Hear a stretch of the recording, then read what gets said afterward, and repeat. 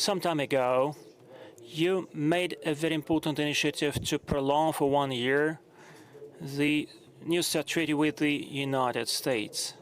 And in the West, that initiative is being silenced.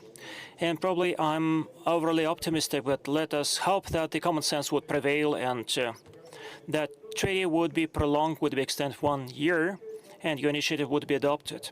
But what's next? Well, there would be an aim to prolong that treaty once again, or this is the last valid treaty, and we have to have another treaty in a more complex consideration, bearing in mind other poles. Konstantin, it's hard for me to say what will happen because it not just depends on us. But if the US administration responds to our proposal, what will happen in a year, I can foresee. But what happens beyond that, it's hard to tell. The dialogue is not a simple one. And we know the underlying rocks of it. We have new modernized weapon systems. Just look at Oreshnik. Just quite recently, we've shown that these types of arms are not strategic. But apparently, certain US experts are saying, no, this is a strategic kind of arms. They need to figure it out because that requires time. We have hypersonic arms, daggers.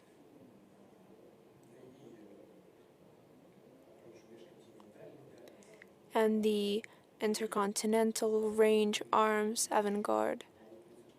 We could get new systems. We haven't forgotten anything from what we've planned. The work goes on. There will be results. That is the first part. The second part is the tactic nuclear arms. They mentioned strategic, but the tactical, it's a lot more powerful than what the US dropped on Japan, on Hiroshima and Nagasaki. This is a lot more powerful. It's tactical. Of course, there are still underlying issues here. We're not placing it anywhere aside from Belarus. But the US are all over the world, in Europe and Turkey. But we have more of it. So this has to be figured out. There are a lot of things left to figure out. If we know that there are people in the US who say that they don't need any kind of governance, neither do we. Overall, we're okay. We are sure of our nuclear shield. We know what we need to do tomorrow and after that. But there is also an international aspect. Please convince China to join the system of the limitation of strategic arms. Whoever wants China to join it, please feel free to negotiate with them. If we need to involve China in it,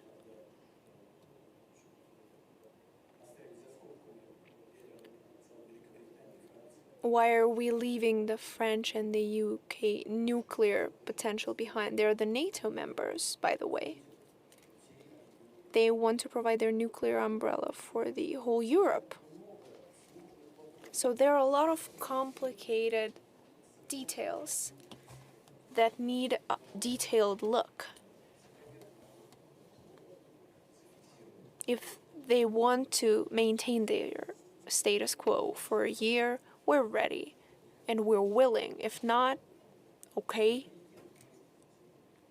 We have a parity, so the US have more submarines. But the nuclear charge on those submarines is more or less the same. They have more nuclear submarines, we have less of those. of strategic importance. We have more targeted. And they also play a serious role in the overall score. We have also the rocket troops of strategic importance. And everyone understands who they are. So we're okay in the sense that our modernized level is higher than any other nuclear country in the world. And we have put a lot of work in it. It was intensive. So the level of modernity is especially high. We have strategic troops. We're ready to take a pause, to take a break, together with our US colleagues, to work in that area, if there is any sense to that. If it's unnecessary, then no. But that is, when it comes to deterrence, the strategic. What about nuclear tests? Is it time? We know that someone is ready for these nuclear tests, and if they're ready to do it, we will follow suit.